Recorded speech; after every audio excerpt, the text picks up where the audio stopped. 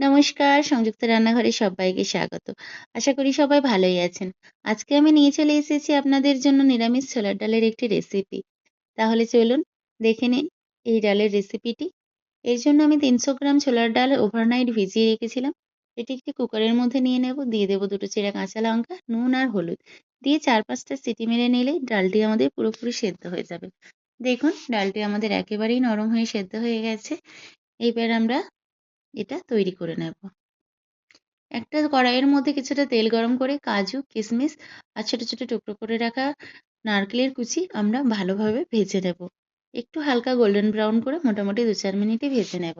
ছোলার ডাল আপনারা কি দিয়ে খেতে পছন্দ করেন একটু জানাবেন। ভাজা হয়ে গেছে, আমি কিন্তু এগুলো তুলে নিচ্ছি।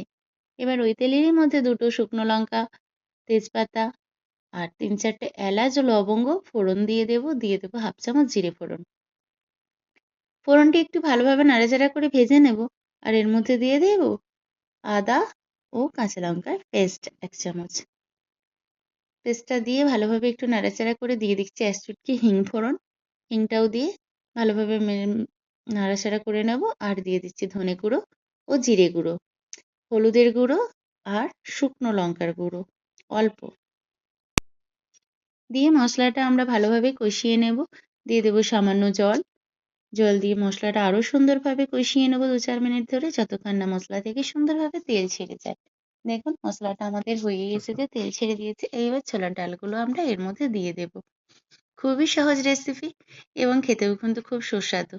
আমি কিন্তু লুচির সাথে এটা দারুণভাবে পছন্দ করি। পরিমাণ মতো জল দিয়ে দিলাম, দিয়ে ২-৪ মিনিট ফুটিয়ে নেব।